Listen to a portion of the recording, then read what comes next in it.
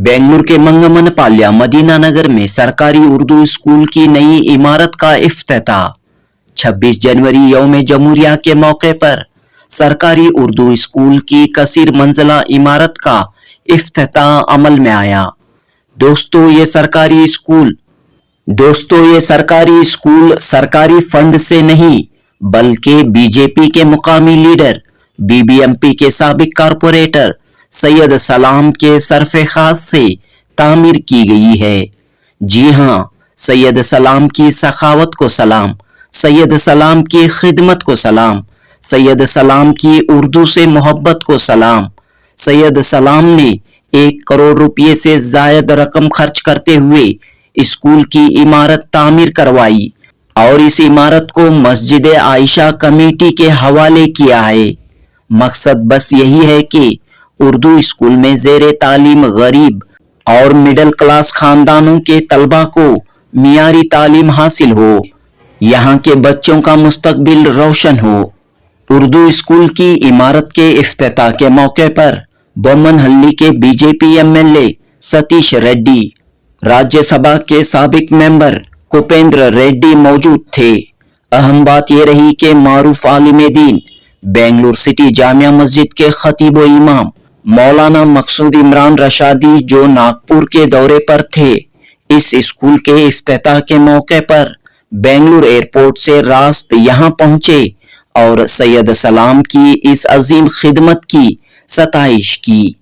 Karnataka Urdu academy के registrar माजुद्दीन Khan, Karnataka हज committee के साबिक रुकन मोइनुद्दीन, बीजेपी अकलियती मोर्चे के लीडर नियाज अहमद, अंजुमन अल अंसार के सदर सैयद सरदार, महकमे तालीम के अफसरान बीओ शशिकला, बीआरसी चंदप्पा, मीर मौलिमा फहीमुन्निसा व दीगर इस यादगार मौके पर मौजूद थे। एमएलए सतीश रेड्डी ने भरोसा दिया कि वो इस स्कूल की मजीद तरक्की के लिए इकदामात करेंगे, यहाँ मजीद 5 टीचर्स फराहम करेंगे और इस सरकारी उर्दू स्कूल को हाई स्कूल तक ले जाने की कोशिश करेंगे। तो दोस्तों, सैयद सलाम की ये खिदमत हमेशा याद रखी जाएगी कि सरकारी उर्दू स्कूल के लिए आपने 1 करोड़ रुपये से ज्यादा रकम खर्च करते हुए एक आलीशान इमारत तामीर करवाई। सैयद सलाम की समाज व माशरे के लिए इस अजीम खिदमत पर मीर तकी मीर का ये शेर सादिक आता है, बारे दुनिया में रहो गमज़दा या शाद रहो, बारे दुनिया में रहो गमज़दा या शाद रहो, ऐसा कुछ करके चलो यहाँ के बहुत याद रहो, ऐसा कुछ करके चलो यहाँ के बहुत याद रहो। जुनूबी हिंद न्यूज़ रिपोर्ट।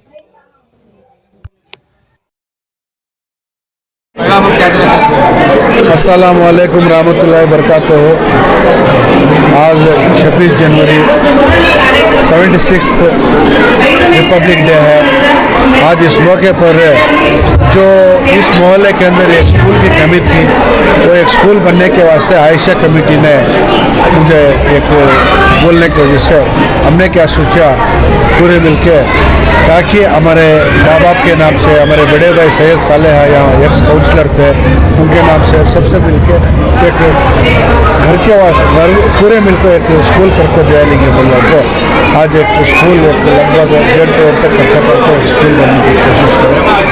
आज स्कूल बनकर तैयार हो गई है और आज स्कूल इनाग्रेशन है और आज कमेटी को आज हमें सौंप रहे। आज बहुत खुशी के बाद लगभग 400-500 बच्चे अभी पढ़ते हैं यहाँ से। ये स्कूल के अंदर गवर्नमेंट उर्दू स्कूल है, ये मदीना नगर में मंगमनपाल्या के अंदर। बहुत खुशी के बाद हमारे फैमिली की तरफ से जो वहाब साहब और अभी बीमा बी के नाम से, माँ के नाम से और हमारे बड़े भाई सैयद सालेह के नाम से जिससे स्कूल बना के स्कूल बनने के कितने साल लगे? 1 साल में करके देते, साल सवा साल के अंदर हमने स्कूल बना के दिए। लगभग यहाँ के जो हमारे आयशा मस्जिद के कमेटी वाले पूरे बहुत ज़्यादा इसमें हमारे खाली पैसे लगे रहेंगे, मगर रात दिन यहाँ घर को सलमाना की आबादी ज़्यादा बढ़ रही है, बड़को है। पहले यहाँ खाली 2-4 घर बमनहल्ली के अंदर रहते थे।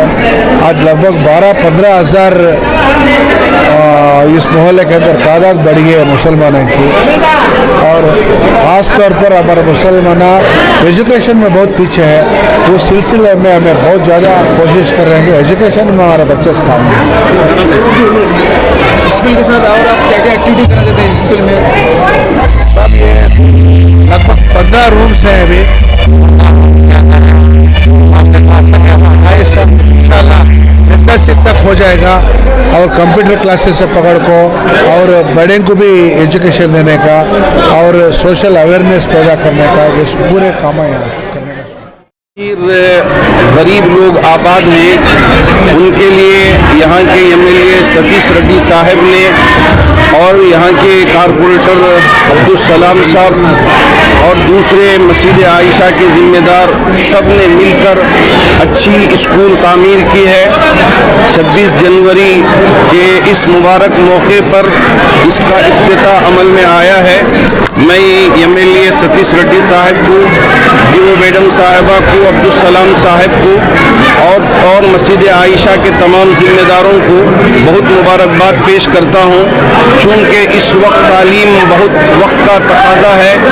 भूखे रहें, प्यासे रहें, लेकिन अपने बच्चों को तालीम दें, वो किसी भी मज़हब के मानने वाले ही क्यों ना हो। हम इस मुल्क को अगर तरक्की की तरफ लेकर जाना है तो तालीम देना ही है, तालीम ही से मुल्क तरक्की कर सकता है। मैं फिर एक और मरतबा एमएलए सतीश रेड्डी साहब को मुबारकबाद पेश करता हूँ।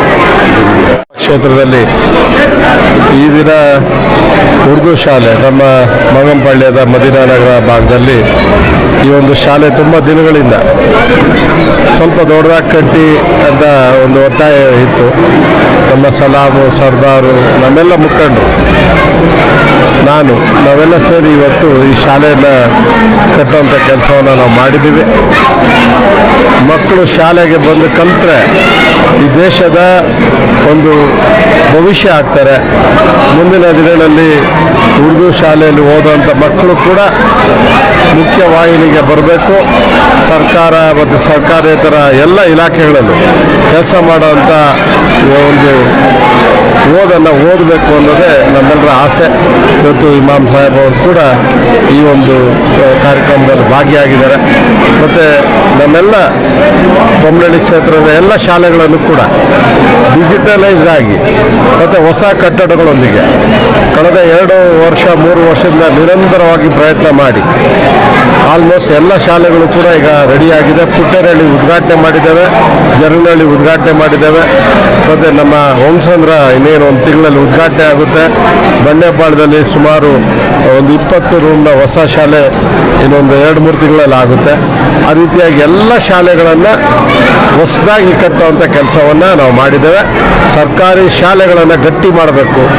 ಯಾರು ಎಜುಕೇಷನನ್ನು ದೇವರು ಅಂತ ಭಾವಿಸ್ತಾ ಇದ್ರು, ಇವತ್ತು ಎಜುಕೇಷನನ್ನು ಮಾರಾಟ ಮಾಡೋಂಥ ಒಂದು ಕೆಲಸ ಆಗ್ತಾ ಇದೆ ದೇಶದಲ್ಲಿ. ಶ್ರೀಮಂತರಿಗೆ ಮಾತ್ರ ಎಜುಕೇಷನ್ ಪ್ರೈವೇಟ್ ಶಾಲೆಗಳಲ್ಲಿ ಸಿಗೋ ರೀತಿ ಆಗ್ತಾ ಇದೆ. ಆದ್ದರಿಂದ ಬಡವರು ಮಧ್ಯಮ ವರ್ಗದವರಿಗೆ ಪ್ರೈವೇಟ್ ಶಾಲೆಗಳು ಮರೀಚಿಕೆ ಆಗ್ತಾ ಇದೆ. ಅಂಥ ಸಂದರ್ಭದಲ್ಲಿ ಸರ್ಕಾರಿ ಶಾಲೆಗಳನ್ನು ಗಟ್ಟಿ ಮಾಡಬೇಕಾಗಿರುವಂಥ ಕರ್ತವ್ಯ ನಮ್ಮದಿದೆ.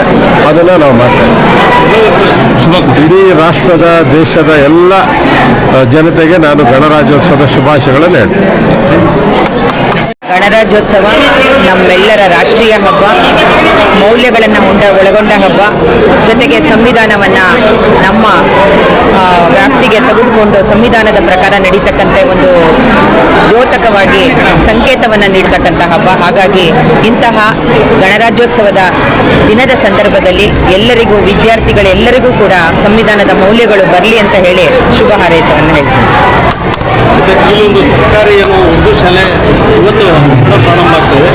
ಸ್ಥಳೀಯರಿಗೆ, ಮಕ್ಕಳಿಗೆ ಮತ್ತು ಪೋಷಕರಿಗೆ ಮತ್ತು ಶಿಕ್ಷಕರಿಗೆ ಯಾವುದೇ ಒಂದು ಶಾಲೆಗೆ ಪೋಷಕರು ಮಕ್ಕಳನ್ನು ಸೇರಿಸುವಾಗ ಶಾಲೆಯ ಒಂದು ಭೌತಿಕ ಪರಿಸರ ಯಾವ ರೀತಿ ಇದೆ, ಬಿಲ್ಡಿಂಗ್ ಯಾವ ರೀತಿ ಇದೆ ಅಂತಕ್ಕಂಥದ್ದನ್ನು ಬಹಳ ಗಮನಿಸ್ತಾರೆ. ಈ ದಿನ ಸ್ಥಳೀಯರು ಮಾನ್ಯ ಶಾಸಕರ ಎಲ್ಲರ ನೆರವು ಒಂದು ಸಹಕಾರದಿಂದ ಅತ್ಯುತ್ತಮವಾದಂತಹ ಕಟ್ಟಡ ರೆಡಿಯಾಗಿದೆ. ಅದಕ್ಕೆ ಬೇರೆ ಎಲ್ಲ ಪೀಠೋಪಕರಣಗಳು ಕೂಡ ಸರಬರಾಜಾಗ್ತಾ ಇದೆ. ಇದು ಈ ಉರ್ದು ಶಾಲೆಗೆ ಒಂದು ಹೊಸ ಆಯಾಮವನ್ನು ತಂದುಕೊಡುತ್ತೆ. ದಾಖಲಾತಿ ಹಾಜರಾತಿ ಕೂಡ ಇನ್ನೂ ಹೆಚ್ಚುತ್ತೆ ಅಂತ ಭಾವಿಸ್ತೀನಿ. PCO ಆಗಿ ಈ ಕ್ಷೇತ್ರ ವ್ಯಾಪ್ತಿಗೆ ನಾನು ಕಾರ್ಯನಿರ್ವಹಿಸ್ತಾ ಇದ್ದೀನಿ. ಮೊದಲನೇದಾಗಿ ಎಲ್ಲರಿಗೂ ಗಣರಾಜ್ಯೋತ್ಸವದ ಶುಭಾಶಯಗಳು. ಒಂದು ಉತ್ತಮ ಸರ್ಕಾರಿ ಶಾಲೆಯ ಅನಾವರಣ ಇವತ್ತಾಗಿದೆ. ಈ ಶಾಲೆಯಲ್ಲಿ ಕಲಿಯುತ್ತಿರುವಂಥ ಎಲ್ಲ ನನ್ನ ಮುಸ್ಲಿಂ ಬಾಂಧವರ ವಿದ್ಯಾರ್ಥಿಗಳಿಗೆ ಮಕ್ಕಳ ಭವಿಷ್ಯ ಉಜ್ವಲವಾಗಲಿ, ಉನ್ನತವಾದಂಥ ಅವಕಾಶಗಳು ನಮ್ಮ ಈ ದೊಡ್ಡ ದೇಶದಲ್ಲಿ ಅವ್ರಿಗೆ ಸಿಗಲಿ, ದೊಡ್ಡ ಉನ್ನತ ಹುದ್ದೆಗೆ ಈ ಮಕ್ಕಳು ಹೋಗಲಿ ಅಂತ ಆಶಿಸ್ತಾ, ಎಲ್ಲ ಸ್ಥಳೀಯ ಜನಗಳೇನಿದ್ದಾರೆ ಇವರು ಈ ಶಾಲೆಯ ಸಂಪನ್ಮೂಲವನ್ನು ಬಳಸ್ಕೊಂಡು ಶಿಕ್ಷಕರ ಮಾರ್ಗದರ್ಶನದಲ್ಲಿ ಇಲಾಖೆಯ ಸೌಲಭ್ಯಗಳನ್ನು ಬಳಸ್ಕೊಂಡು ಎಲ್ಲ ರೀತಿಯ ಉತ್ತಮ ಗುಣಾತ್ಮಕ ಶಿಕ್ಷಣವನ್ನು ಪಡೆದು ಈ ನಮ್ಮ ದೇಶಕ್ಕೆ, ರಾಜ್ಯಕ್ಕೆ, ನಮ್ಮ ಶಾಲೆಗೆ ಕೀರ್ತಿಯನ್ನು ತರುವಂತಾಗಲಿ ಅಂತ ಆಶಿಸ್ತಾ ನನ್ನ ಮಾತನ್ನು ಓದಿಸ್ಬೇಕು ಅಂದ್ಬಿಟ್ಟು ಏನು ಒಂದು ಅವರ ಏನು ಒಂದು ಆಸೆ ಐತೆ, ಇವತ್ತು ಅವರು ಒಳ್ಳೆ ಜನಗಳಿಗೆ ಒಂದು ಮೆಸೇಜ್ ಕೊಟ್ಟು ಒಂದು ಸ್ಕೂಲನ್ನು ಒಳ್ಳೆ ಮಕ್ಕಳಿಗೆ ಓದಲಿ ಅಂದ್ಬಿಟ್ಟು ಮಾಡಿದ್ದಾರೆ. ಇದೇ ಥರ ಅವ್ರಿಗೂ ದೇವರು ಒಳ್ಳೇದು ಮಾಡಲಿ, ಇದೇ ಥರ ಇನ್ನೂ ಮುಂದೆ ಬಂದು ಅವರು ಒಳ್ಳೊಳ್ಳೆ ಕೆಲಸಗಳು ಮಾಡಲಿ. ಆಮೇಲೆ ನಮ್ಮ ಆಯಿಷಾ ಮಸೀದಿ ಕಮಿಟಿ, ನಮ್ಮ ಬೊಮ್ಮನಹಳ್ಳಿ ಸ್ಥಳೀಯ ಮುಖಂಡರು ಆದರೂ ಎಲ್ಲ ಸಲಾಂ ಅವ್ರಿಗೆ ಎಲ್ಲರೂ ಸ್ಪಂದಿಸಿದ್ದಾರೆ. ಅವ್ರಿಗೂ ಧನ್ಯವಾದ ಹೇಳ್ತಾ ಇದ್ದೀನಿ. ಹಾಗೂ ನಮ್ಮ ಸೈಯದ್ ಸಲಾಂ ಅವ್ರಿಗೆ ನಾನು ಏನು ಹೇಳ್ತೀನಿ ಅಂದರೆ, ಇನ್ನೂ ಬೊಮ್ಮನಹಳ್ಳಿಯಲ್ಲಿ ಒಂದು ಉರ್ದು ಸ್ಕೂಲ್ ಐತೆ, ಅಲ್ಲೂ ಆದಷ್ಟು ಅಲ್ಲೂ ಸ್ವಲ್ಪ ನಾನು ಓಟ್ ಟೈಮು ನಾನು BBMP ಎಲೆಕ್ಷನಲ್ಲಿ ನಿಂತಿದ್ದೆ. ಯಾವುದೋ ಒಂದು ಕಾರಣದಿಂದ ಸೋಲಾಯಿತು. ಆಮೇಲೆ ನಾನು ಅಡಾಪ್ಟ್ ತೊಗೊಂಡೆ ಉರ್ದು ಸ್ಕೂಲು.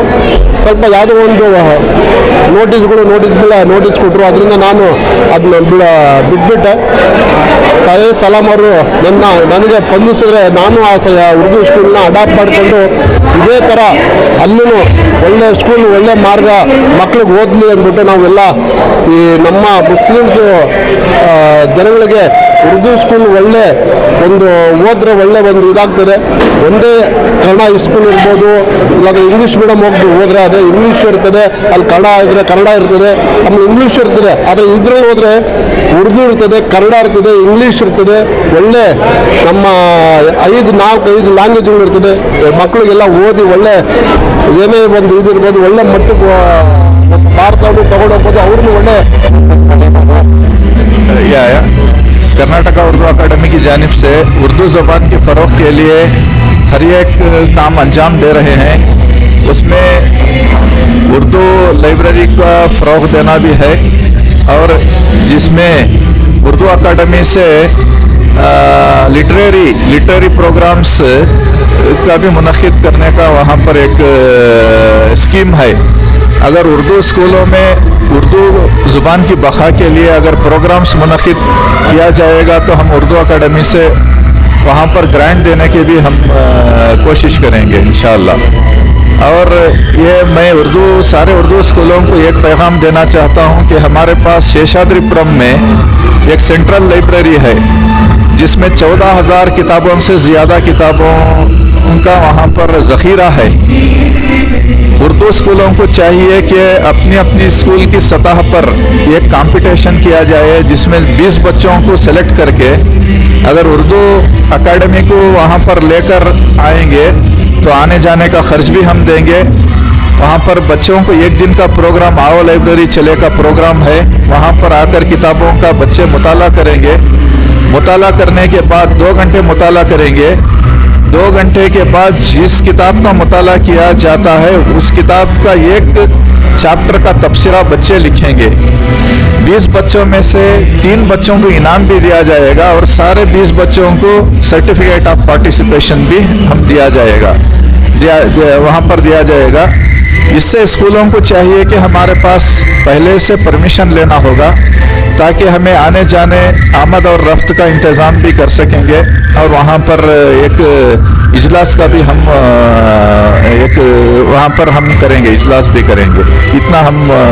मैं इतना कहता हूँ. ये मेरे जानिब से सारे स्कूलों के लिए मैसेज है. शुक्रिया. स्कूल है, आज देखकर बहुत खुशी हुई.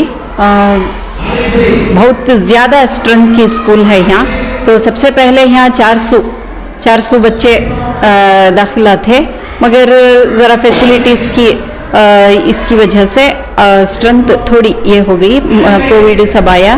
तो उसके बाद अब माशाल्लाह यहाँ पे 3 फ्लोर की बिल्डिंग का आज इफ्तिताह होकर है। तो इंशाअल्लाह आने वाले दिनों में यहाँ पर 8th भी अपग्रेड करने का सोच कर हैं, हमारे डिपार्टमेंट से प्रपोजल भी करके ही, और यहाँ पे प्री प्राइमरी भी LKG स्टार्ट करेंगे घर को, कॉलेज प्रपोजल भी भेज कर हैं। तो इंशाअल्लाह यहाँ पे हाई स्कूल तक करने का हमें HMs और टीचर्स BO ऑफिस को DDP ऑफिस को सब प्रपोजल भेजने वाले हैं। तो स्ट्रेंथ इम्प्रूव करती, यहाँ पे टीचर्स भी बहुत अच्छे हैं और बहुत कोऑपरेटिव भी हैं। अब तो पूरे फैसिलिटीज़ भी मौजूद हैं। तमाम पेरेंट्स अपने अपने बच्चों को गवर्नमेंट स्कूल में हर एक चीज़ की सहूलियत हैं। आजकल पूरा सब कुछ मुहैया होता है, तो इसकी वजह से हमारी स्कूल में दाखिला ज़्यादा से ज़्यादा दाखिला कराएं। और हमारी स्कूल में यहाँ पे बाइलिंगुअल भी स्टार्ट होकर है ऑलरेडी 1 to 4th इस साल तक। बाइलिंगुअल यानी इंग्लिश मीडियम इसका स्कूल्स भी, ये क्लासेस भी स्टार्ट होकर हैं। तो अगले साल 1 to 5th हो जाती। तो बाइलिंगुअल हो ऐसा कुछ भी नहीं कि सिर्फ उर्दू मीडियम ही है, इंग्लिश मीडियम भी यहाँ पर ओपन होकर 4 साल होकर है। तो इंग्लिश मीडियम में भी तालीम हासिल कर सकती, और एक लैंग्वेज उर्दू भी रहता है, कन्नड़ा भी रहता है। तो तमाम पेरेंट्स अपने अपने बच्चों को ऐसी हमारी ये जो मंगमन पांड्या स्कूल है इसमें दाखिला ज़्यादा से ज़्यादा कराएं। बस इतना कहते हुए